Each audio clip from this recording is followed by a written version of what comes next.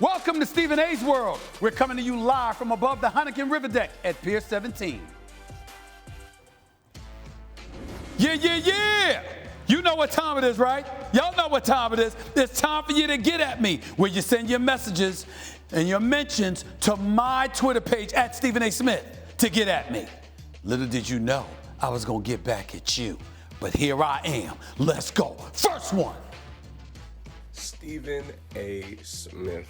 I appreciate your time. I literally just woke up for this. Now I have a question. Calling me in the morning. The Boston Celtics have been to the Eastern Conference Finals 3 of the last 4 years. But there's always been something there that hasn't gotten them over the hump. Now, they're not having a great season this year, so my question is, do you expect them to make an impact on this postseason? I'm not gonna count out Jason Tatum and Jaylen Brown, because in the game of basketball, if you got two stars who elevate their level of play come postseason time, that amplifies the pressure on the opponent, and who knows who would fold under such pressure. If you're the Boston Celtics, your experience in going deep into the playoffs, even with young dudes like a Jason Tatum who's only 22 and a Jaylen Brown who's only 24, if Kemba Walker is healthy, if Marcus Smart is healthy, if Evan Fournier, he shows up and balls for them, there are possibilities, but right now we don't see it. Boston, something's missing.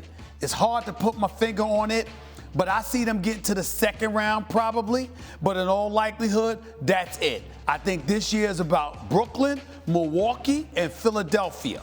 That's what I believe. I don't think anybody outside those three is getting to the conference finals this year. I'm sorry, and I think as a result, who knows what changes might come in Boston. Not with Jaylen Brown and Jason Tatum. I'm talking about potentially with the coach or a couple of other players. We'll see. Next one. My question for you is, should the Clippers be the favorite in the West with the addition of Rajon Rondo? Obviously, we know what playoff Rondo brings to the table every year. You add that with Kawhi Leonard and Paul George. Obviously, we know that they folded in the playoffs last year, but they didn't have a true leader. Rondo is that leader, obviously having won a championship with the Lakers in that locker room last year. We know what he can do on the defensive side of the ball and on the offensive side of the ball, being able to get Kawhi and Paul George easy touches. So, with the addition of Rajon Damn, can I get an answer? How you gonna ask a question and give me 1,000 answers? I know you got your all facts sweatshirt on with your own website and all of this other stuff, but when you ask a question, you're supposed to give somebody an opportunity to answer the damn question, okay? Because guess what? I forgot what the hell the question was until I remembered.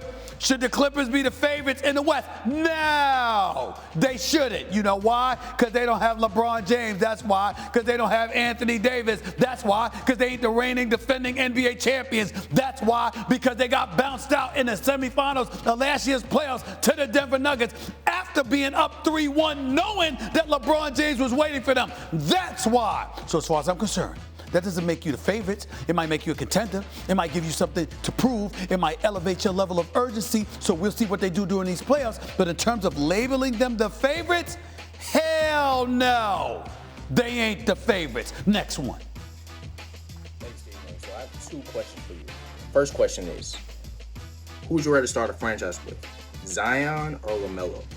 The second question is, who was the better player, AI or D Wade? Wow. Brother put me on the spot right there. Here's the issue, y'all.